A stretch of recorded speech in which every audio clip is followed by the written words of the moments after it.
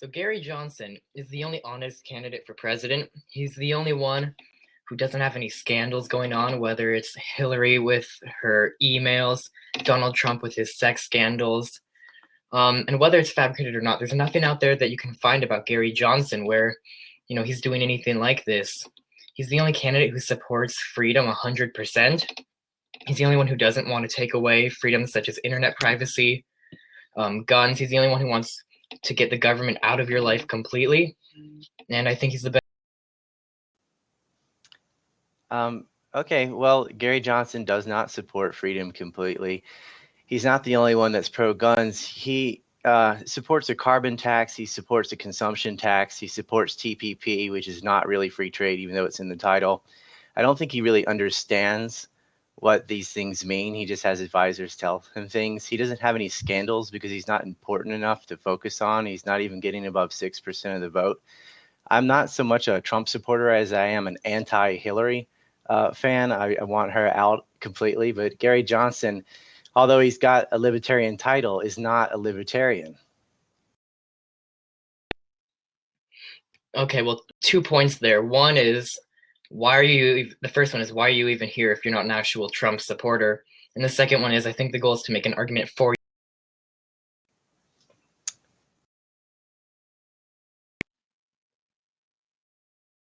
Does make me by default a Trump supporter because I don't want Hillary to be elected president, and Trump is the only person with a viable chance to beat her. I'm a pragmatist above being a libertarian. I do support a lot of Trump's policies. I think his tax policy is better than Gary Johnson's. I think his foreign policy is better than Gary Johnson's. And that's really what a president does. He's the commander in chief. Some of these other things, his social issues, are up to courts, not the president. It's not even up to the executive branch. So it's irrelevant. Johnson doesn't know what he's talking about. He said, we have stock and ownership in the Federal Reserve. That just isn't true. He didn't know where Aleppo was with all this conflict in Syria, and he supposedly has a viable plan on Syria. He doesn't know where Aleppo is not just a brain fart. It's idiotic. About the only issue I can agree with him on is he wants to legalize marijuana, and that's really a state issue anyway. And so I don't know why anybody would support Gary Johnson. I don't know how we went from the party of Ron Paul and Russell Means down to Gary Johnson. Libertarians should be punished for choosing this guy twice. He left his state with $4.6 billion of debt. He is not somebody that's going to fix the economy versus Donald Trump, who's a billion. Well, in regards to the Aleppo moment, anyone who says that he doesn't understand Syrian foreign policy after watching that, they're just wrong. I get that it's embarrassing, and you're right about that, but it's not as bad as the media made it out to be. Because if you watch the full clip online and not just what CNN or Fox shows of him saying, "What is Aleppo?" which, like I said, is embarrassing, but he went on to give a really strong answer on why he wants to work diplomatically with the Russians on Syria. But it's not a real news story in the first place.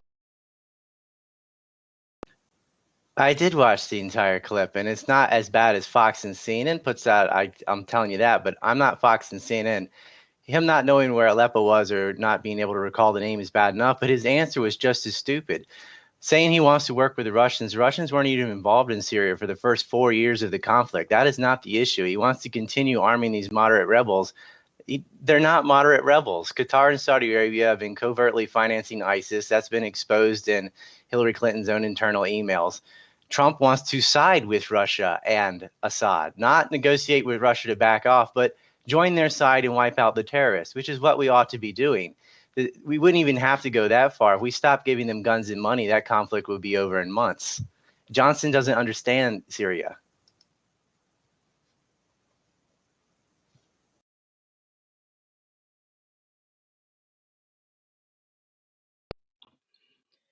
Well, not trying to like go in circles here, but he pretty much said the exact same thing as that Gary Johnson did, which was we should join hands with Syria. He didn't say anything about negotiating or arming. He said the exact same thing as.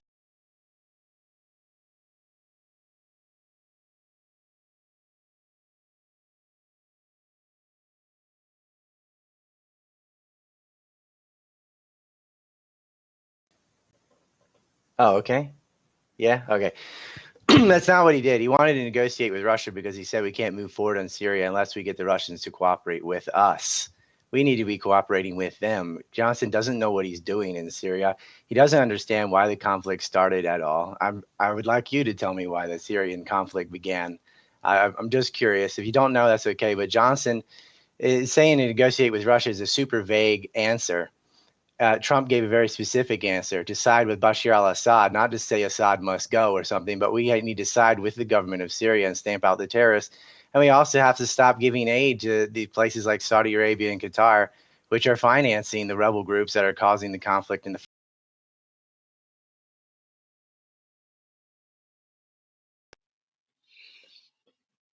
Well, you know what? You're right. I'm not an expert on Syria, and it's not one of my best subjects, one of the things I know best about, and so I'm not going to try to act like I do. Um, but when it gets down to it, it's a pretty shitty situation, and you know, there's a lot of violence there, and I know they're in a civil war. Um, since 2011, I believe the year was, it's been especially bad. And the UN estimates that over 100, what is it, like 100,000 people have been killed. I think that's right. And so you're right. Negotiating, no, sorry, working with Russia is the best option here, because ultimately what we need to do is stop the violence, because the government's in the streets killing their citizens. The citizens are out in the street killing the government, and it's a shitty situation that.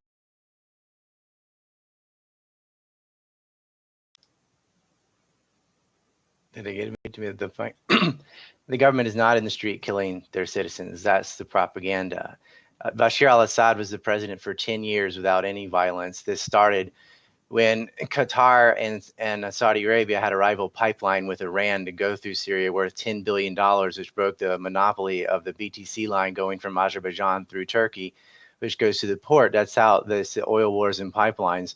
Then suddenly you had snipers shooting people and shooting police at a funeral to provoke a reaction, just like they did in Ukraine. Which started the violence. It was not Bashar al-Assad just randomly attacking his own people after 11 years of being president. He decides to start a civil war.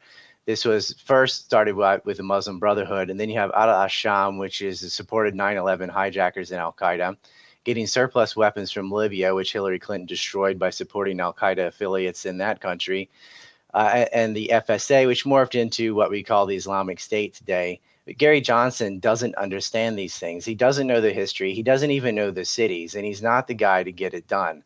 And it's not just that on foreign policy. It's not just Syria, Ukraine, and other conflicts as well. And I know that Gary Johnson is generally anti-war, which I agree with, but his method of getting out of conflicts that have already started just aren't going to work. He also supports the drone programs, even though he has said that they cause more terrorism than they resolve. He still thinks we should be using them, which is.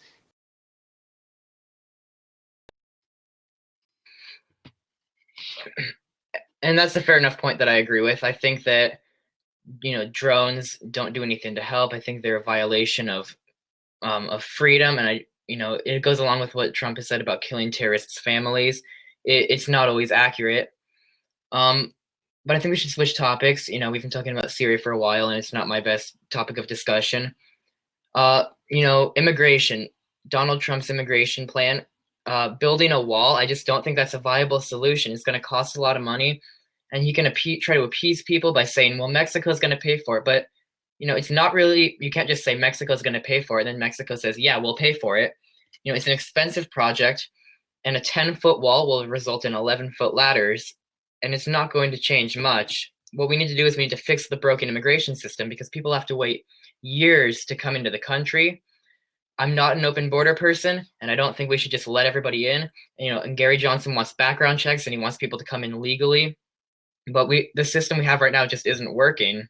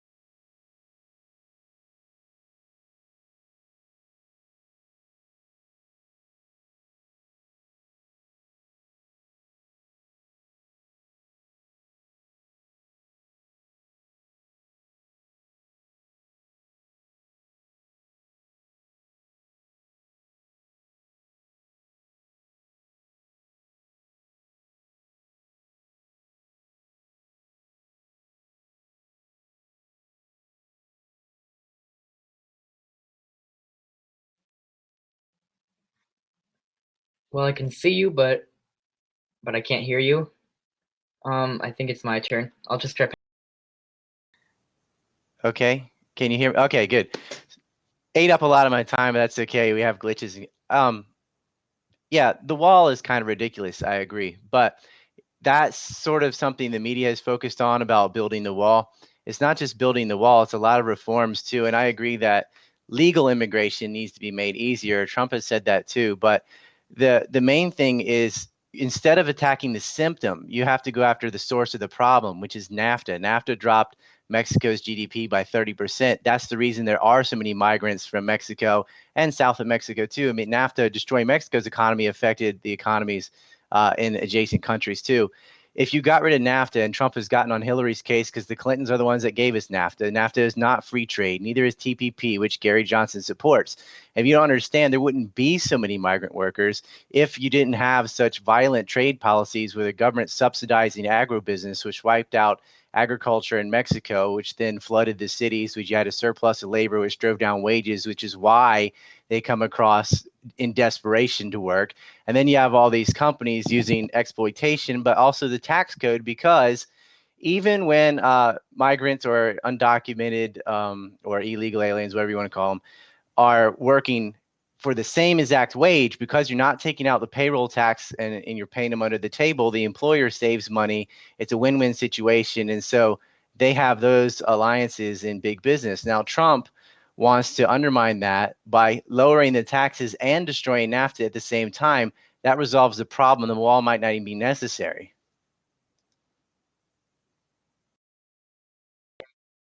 There we go.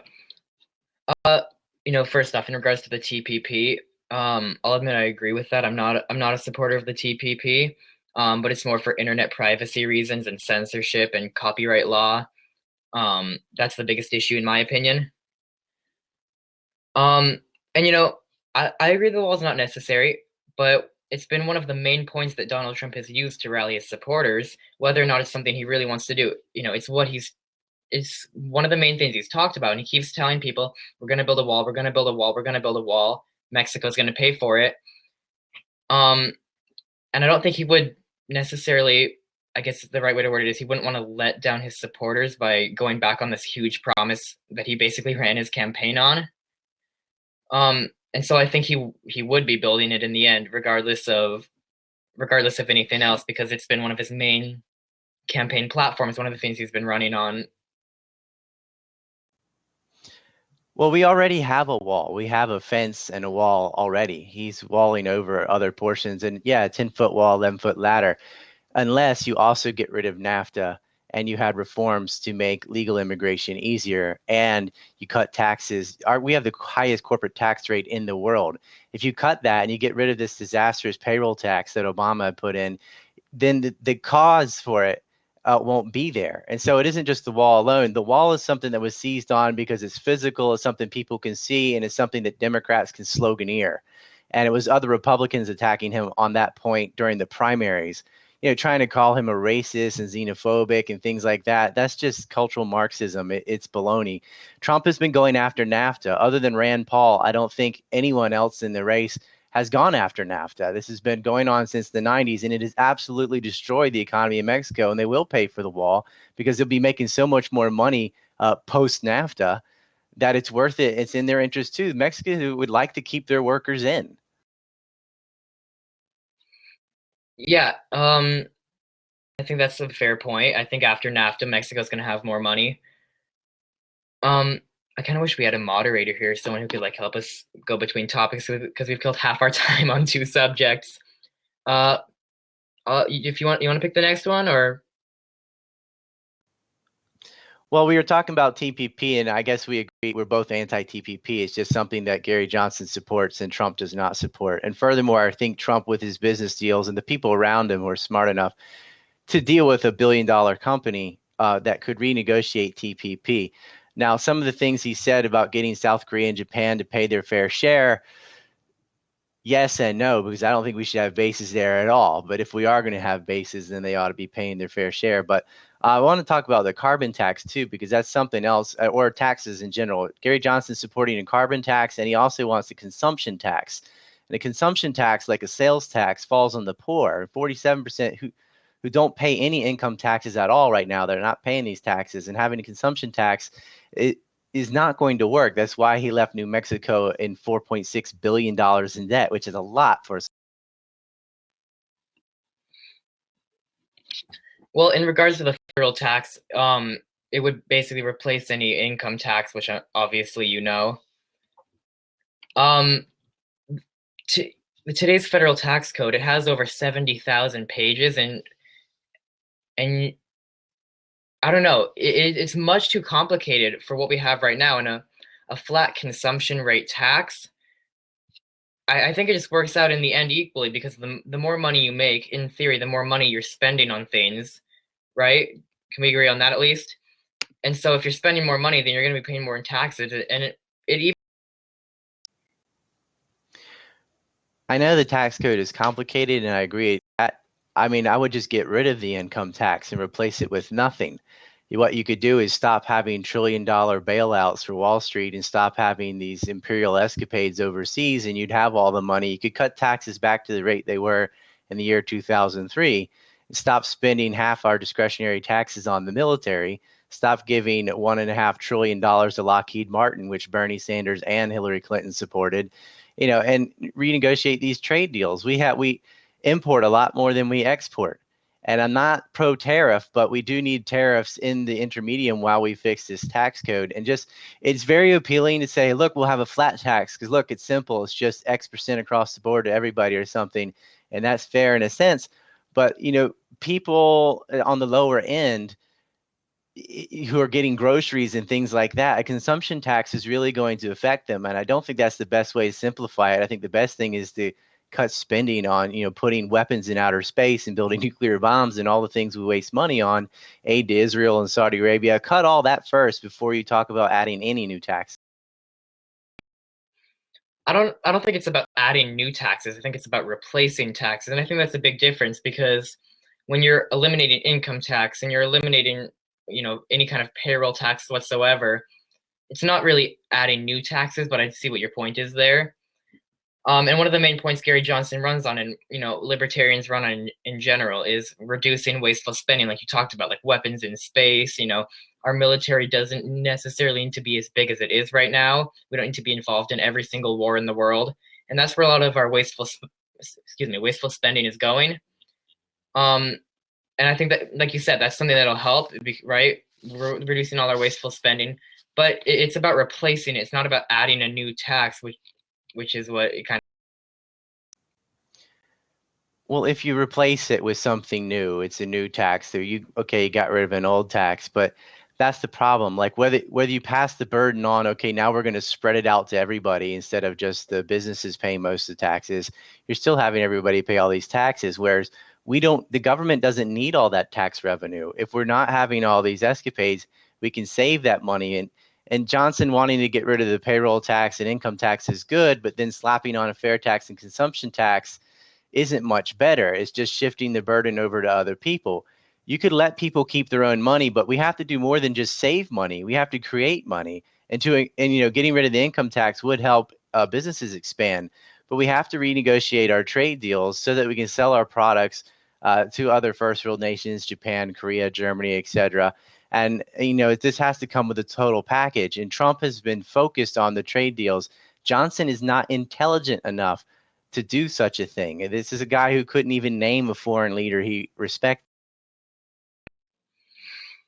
And yeah, the foreign leader thing, harder to defend than the last one, I'll admit.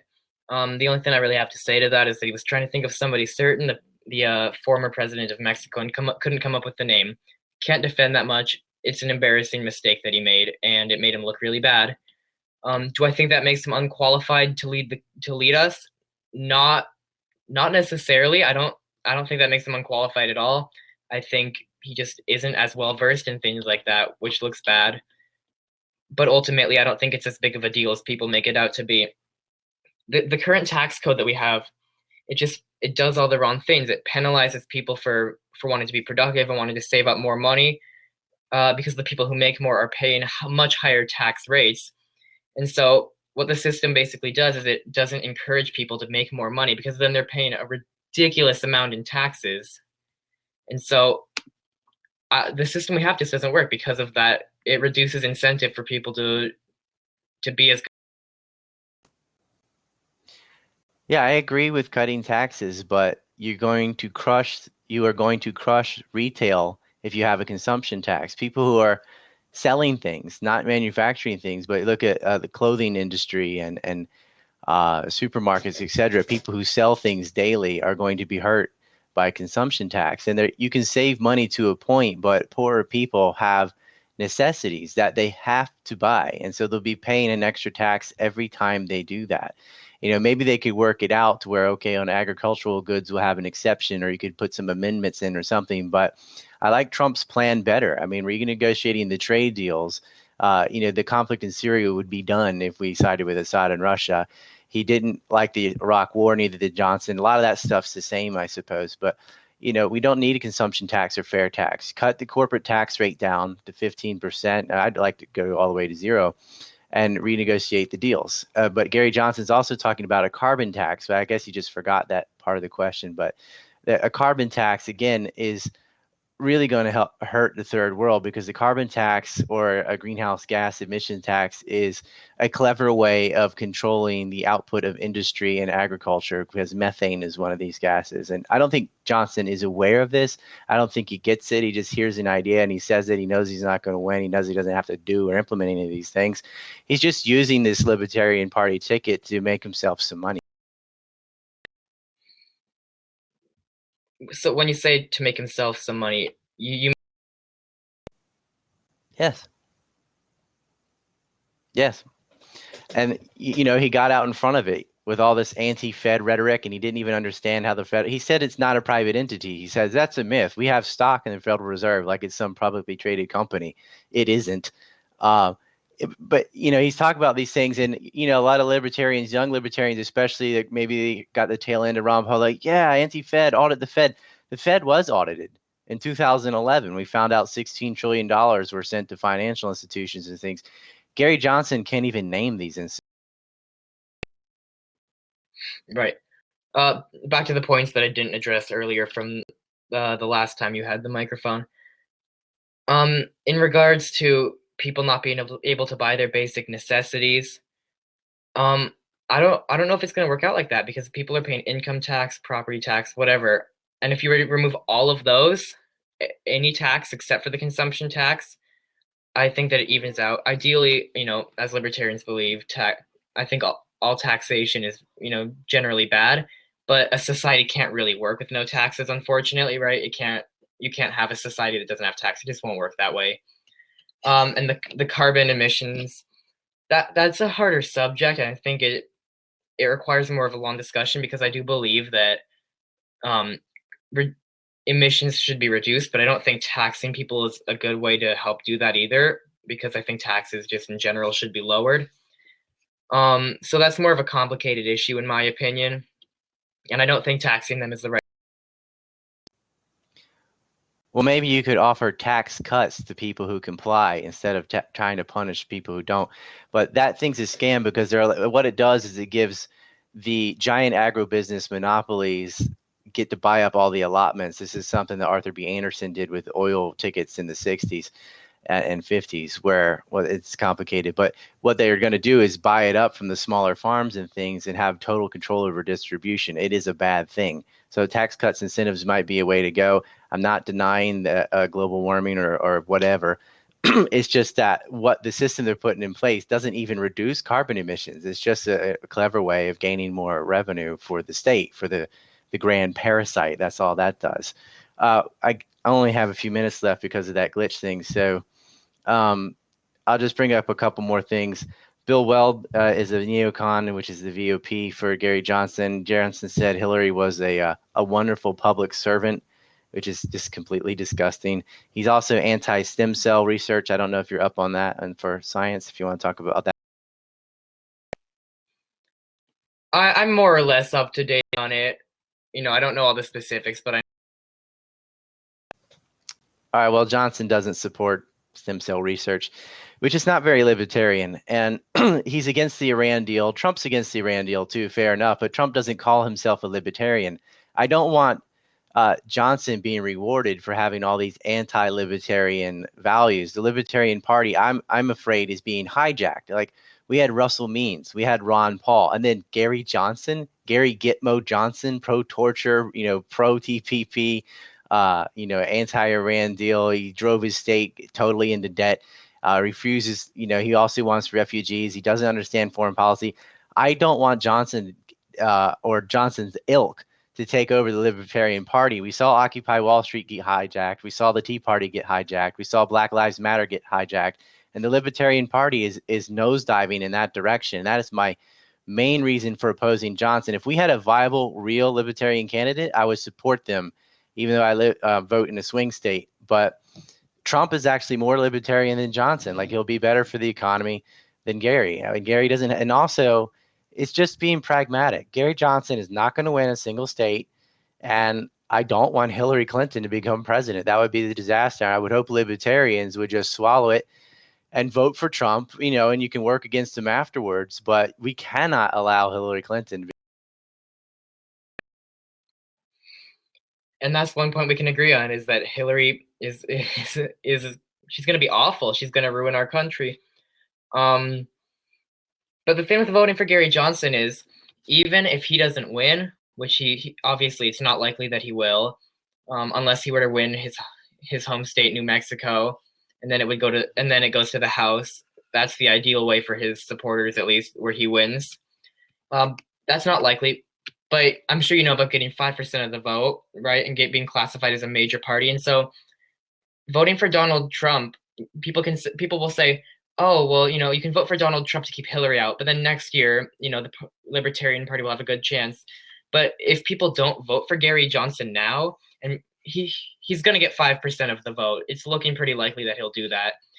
And if he gets 5% of the vote now, that's what's going to give the Libertarian Party a good chance in the future. And it's what's going to give them federal funding. It's what's going to give them automatic ballot access. And so libertarians, if they all decided to vote for Donald Trump, Trump would win, but then the Libertarian Party would be reduced to nothing again, like it was 4 years ago.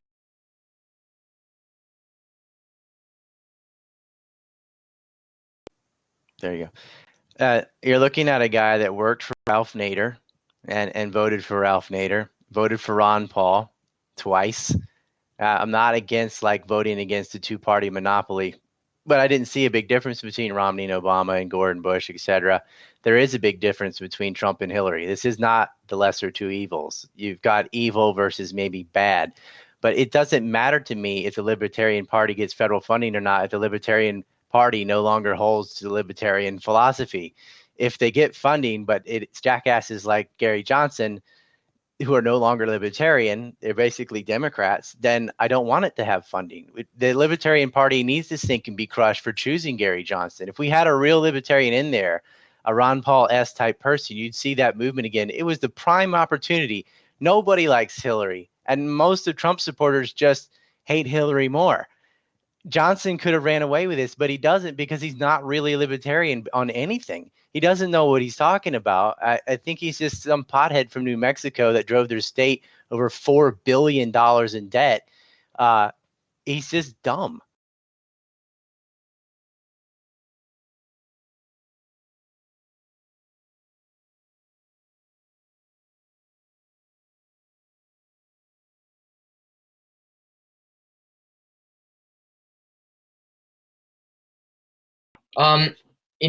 You've brought up the $4 billion in debt a few times. Gary Johnson, he did veto wasteful spending over 400 times while he was governor. And a lot of the spending increases that there were, most of them were due to, I can't remember the term, the state Senate voted past his veto. I can't remember the name. I didn't go to bed last night, so I'm a bit tired. But I think that's a statistic that is used against him, when in reality he vetoed wasteful spending over 450 times, and I can pull up the exact statistic if you'd like, but is there, oh, our time's going again.